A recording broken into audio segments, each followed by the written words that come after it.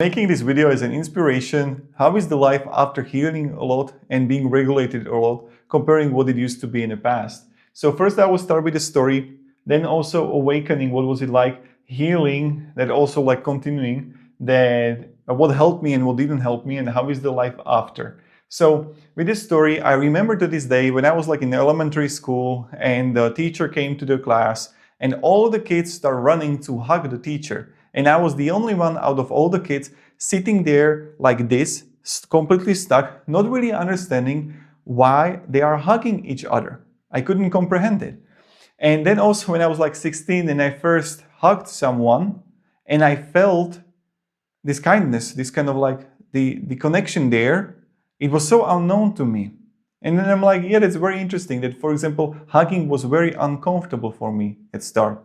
And what actually happened is that when I was a child, I didn't really much experience the love, compassion, kindness, safe space, understanding, and that I could like process the things. I never had it. Also, I was beaten by my dad, and I had to also beat my own brother. Then my dad was just kind of like hold the belt. He would give me the belt to beat my brother. That happened one time. And I remember to this day from the memory is that how I was just like closing my heart. It was too painful to do and I knew it was wrong. And that's something that was like just like a glimpse of everything. But that's the core of it. And I completely understand it's like how, for example, my father acted and why he was doing what he was doing. Only because it's like he was raised by alcoholic mother, and he was raised by his grandfather that fought in a war, that got like PTSD, like so much stuff, and he was beating him.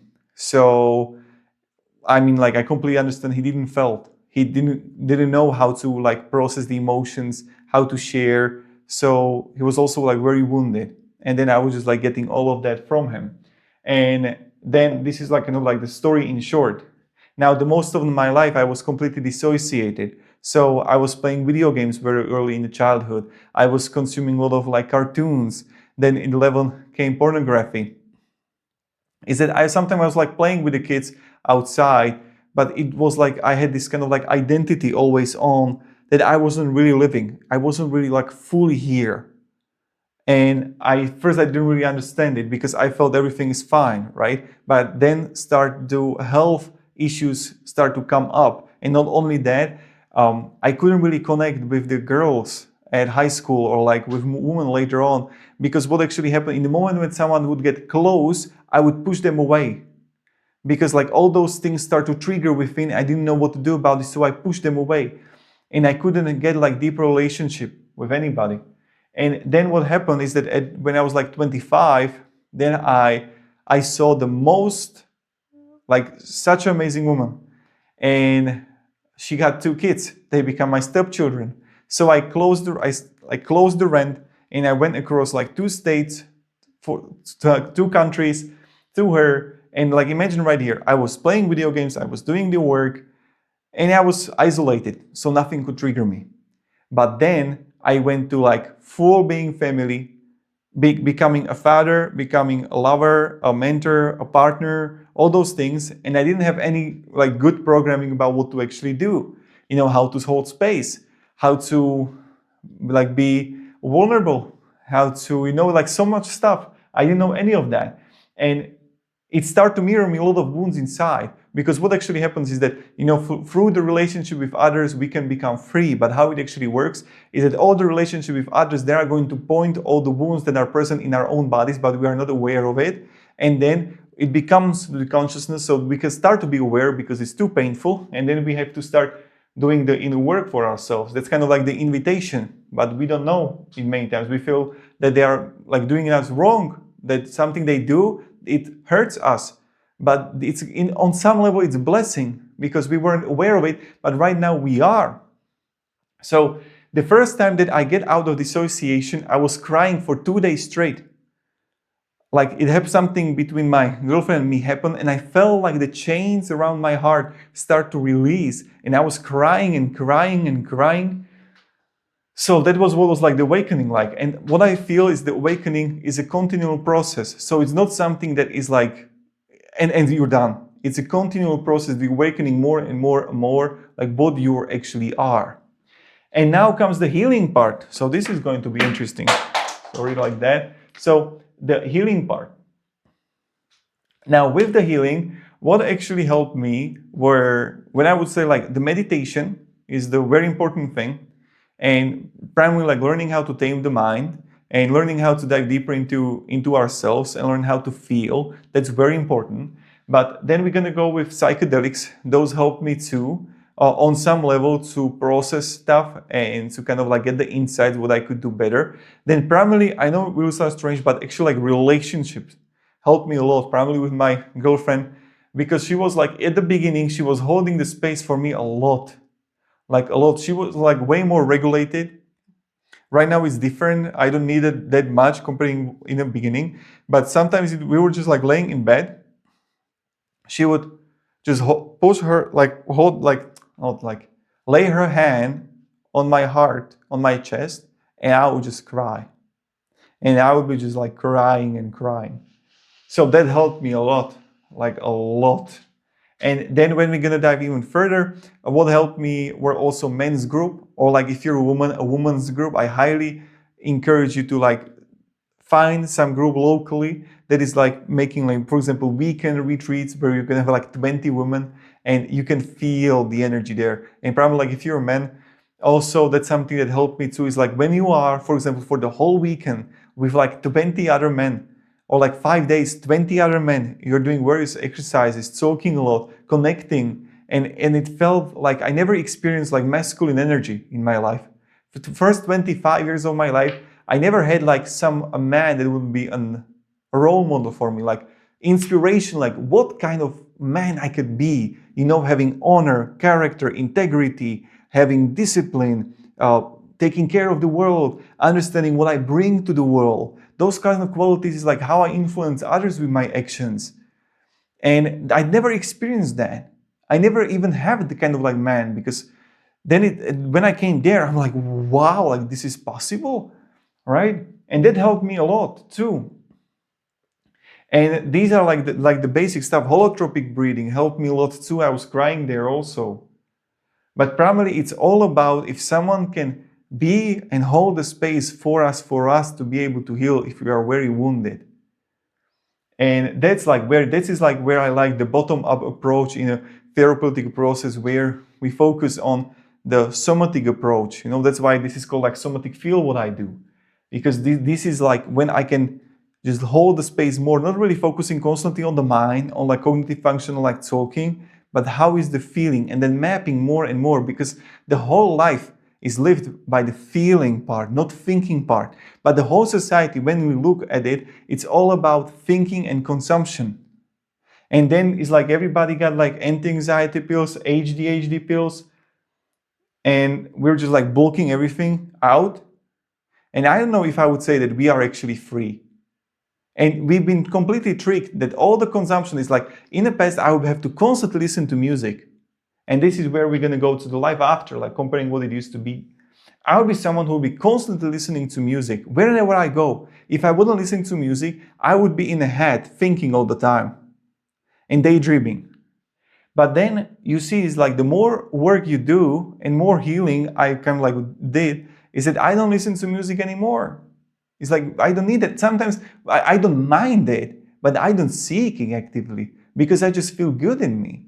And I just see how everything that releases cheap dopamine is disrupting the system so much that it's like, and it's like normalized.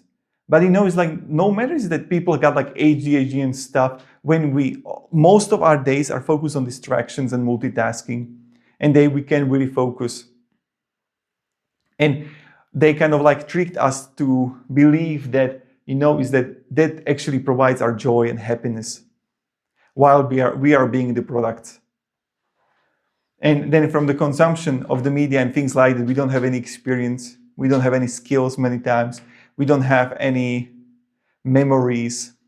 We just don't remember. Like, how many shorts do you actually remember that you consumed, or YouTube videos, and how beneficial they were actually?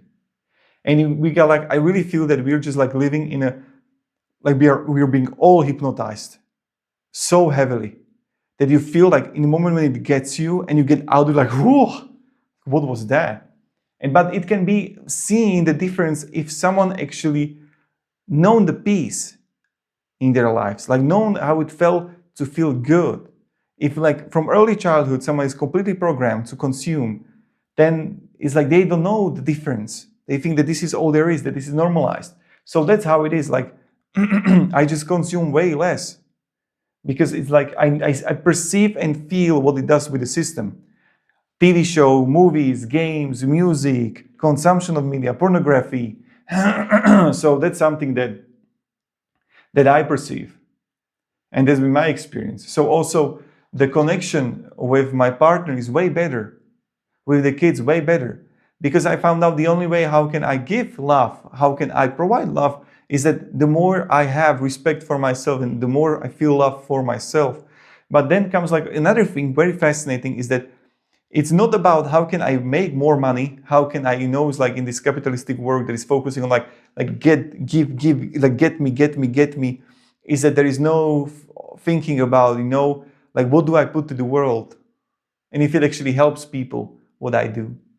Like, does it help someone that I make some kind of like AI video that is just like some slop content on YouTube or Reddit or like somewhere? Or like if I set up fake bots that like writing comments on YouTube or on Reddit, like where there is integrity? Like where is that?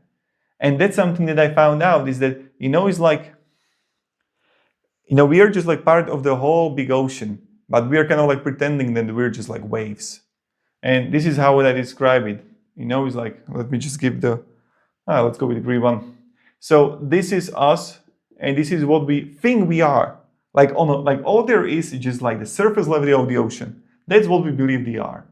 But we are all of this. This is kind of like, it's like when you have the small iceberg and then you like all go all down. We are all of that. We are all this ocean, what is within us. And when we decide to jump into the ocean and know the ocean, befriend the ocean and understand the ocean, like, but it's dark, there are sharks, right? It's sometimes cold. There are like unknown stuff that we don't know. There is a lot of pain. And then you will find out is that you can feel good in the ocean, that it's part of you. But then you will understand it's like, it's part of everybody, right? It's part of everybody.